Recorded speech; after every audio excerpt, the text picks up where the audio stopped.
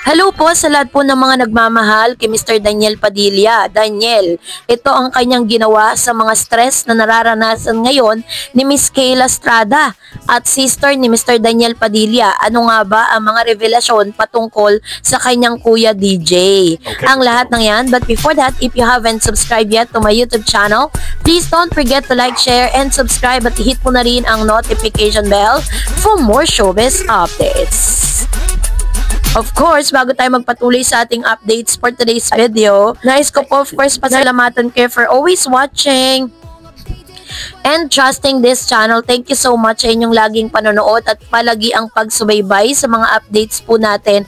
Maraming salamat po. At ngayong araw, eto na, bago tayo dumako sa proper topic natin, ang dami lang po kasing nagko-comment sa comment section patungkol dun sa ating latest updates, kung saan ay sinasabi po kasi ng ilan at pinag-uusapan sa social media na itong si Mr. Daniel Padilla ay tuluyan ng binura, Napagdesisyonan niya ng burahin si Miss Catherine Bernardo sa kanya pong social media account. Pero napatunayan natin na intact pa rin lahat ng mga photos and videos po nila ni Miss Catherine.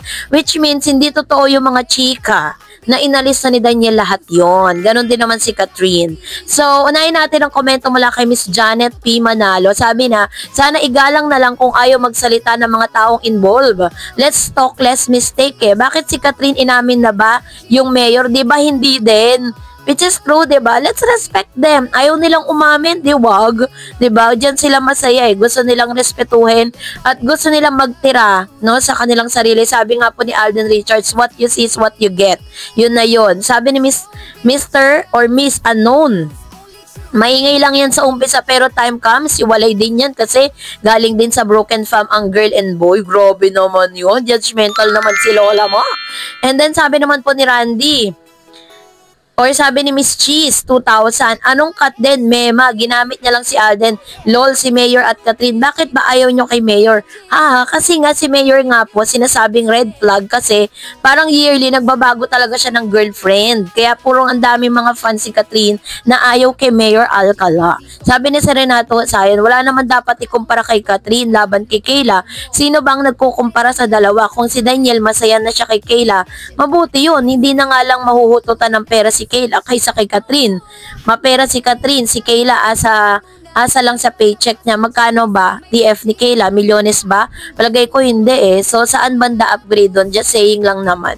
Ayan. So kanya-kanya tayong mga opinion. So let's respect one another's opinion, Wala naman tayong magagawa kung yun po talaga yung kanilang mga ipinaglalaban at wala tayong karapatan na husgahan ng bawat isa sa kanilang mga opinion. Eto na. Dahil po alam po natin na si Miss Leila Ford ay nasa loob po ng bahay ni Kuya. So dahil dyan, ay talagang marami po siya mga revelation patungkol sa kanyang kuya, Una na rito, sabi po dyan sa kanya pong interview, dito po sa live ng ABS-CBN, sabi, si Carmela Lela Ford expressed her love and admiration to her mother Carla Estrada and brother Daniel Padilla as she and fellow housemate talk about their families in an episode of Pinoy Big Brother Celebrity Collab Edition 2.0. Ford, dubbed the blooming bunso ng Tacloban, shared her close relationship with her mom, whom she described as her idol. Sinasabi nito na super idol niya yung kanyang mommy. Ford said she admired how their mother raised her and her siblings on her own. Very close din ako sa mom ko, sabi niya. Growing up, idol ko talaga ang mom ko kasi nabuhay niya kami. 4 kasi kaming magkakapatid and then iba-iba kami ng dad. Noong bata ako, hindi ko talaga naiintindihan yon. But now, that I'm older, parang nagigets ko kung gaano kahirap yon. And despite everything, na itaguyod niya pa rin kaming lahat ng mom ko, Ford said, sabi ni Miss Leila Ford. Ford also said that her brother helped their mother. So sinabi dito ni Miss Leila na si Kuya DJ, tinutulungan niya talaga ang mom ko as in silang dalawa talaga. Ang laking blessing nila sa akin and fun lang kasi wala kaming half-half sa aming magkakapatid. As one kami, lahat kaya kami nagkakasundo. Yung mga siblings sa yan, it doesn't exist to us, Ford said. Kasi alam natin na iba-iba yung kanilang mga tatay at inaasahan natin na talagang sila, parang hindi sila intact. Pero pinapaliwanag dito ni Miss Lela Ford na kahit mga half brothers and sisters or half siblings po sila, talagang naramdaman talaga nila na they are really complete at wala pong naging problema doon. On her Instagram, Estrada reposted a reel of Ford talking about her and their family inside the PBB house. So, and also, she also posted a photo collage of her and her children with words, "I fought every battles we love as a weapon. I won it all for my children." Ford joined Pinoy Big Brother Celebrity Collab 2.0 to make name for herself in the entertainment industry. PBB Celebrity Collab Edition 2.0. Yan. So, yun po yung ilan sa mga sinabi ni Miss Lela Ford. Pinapatunayan lang dito na talagang Mr. Daniel Padilla is very responsible kuya sa kanyang mga kapatid at sa kanya pong mother. At ngayon, eto na, dahil po sa sobrang stress na dinadanas po ni Miss Kayla Estrada, no, laban dun sa mga ayaw sa kanya ng mga fans si DJ. So, dahil dito, ay namataan nga, no, si Mr. Daniel and Kayla Estrada na papalipad na magkasunod na lumipad pa Boracay. Usap-usapan ngayon sa social media na magkasama ang napapabalitang magjowa na sina Daniel Padilla at Kayla at nagbabakasyon sa Boracay. Kalat na kasi ngayon ang mga larawan ng ilang mga staff sa Caticlan Airport kung saan nagpa-picture sila nasa dalawang kapamilya star. Ayon sa mga nakakita, hindi sabay sa flight dahil nauna ng kaunting oras si Daniel habang sumunod naman si Kayla kasama si Maggie, ang nakababatang kapatid ni DJ. So, confirm na talaga. Mukha true naman ng chika dahil maraming nagbahagi ng kanilang larawan kasama ang dalawa.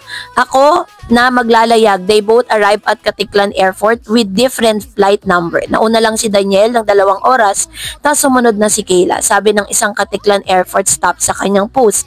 Bukod pa rito, nagpatotoo rin na magkasama ang dalawa dahil mapapansin sa Instagram story ni Kayla at Maggie na magkasama at nasa iisang lugar lamang sila. Bago pa mapabalitang nasa Boracay sina Daniel at Kayla, inamataan na ang dalawa na magkasama sa isang mall at namimili ng pang-outfit na pang beach. Bagamat wala pang formal na kumpirmasyon ay hindi na naitago sa dalawa ang madlang people kung ano man ang namamagitan sa kanilang dalawa dahil lantad na ito sa publiko. Unang namata ang magkasama sa Halloween party sina Daniel Padilla at Kayla bilang Morticia at Gomez Adams na sinundan ng pagkain nila sa isang restaurant together. So, ano pa bang pag-amin ang inaantay po ng mga fans, no, ng ni Daniel tsaka ni Kayla or ng mga fans ng Katniel? Ayan na po yung mga resibo na naglalabasan, 'di ba? So, talagang hindi naman ko incident yan na magkasama sila sa mall na bumibili ng Palm Beach, 'di ba? Hindi rin naman ko incident na magkasama si Kayla at si Maggie papunta ng Boracay. Kung nandiyan pa nga si Lela Ford, sigurado kasama din yun sa Boracay kaso nasa loob ng bahay ni Kuya. So, kaya naman we are so happy for Daniel kung sino man po yung makakapagpasaya sa kanya ngayon. And we also pray na matagpuan na rin ni Miss Catherine Bernardo yung taong magpapasaya sa kanya. So, that's it for today. For more videos and updates, please don't forget to like and subscribe. And please don't forget to follow my Facebook page, DarEds TV and DarEds channel. God bless everyone!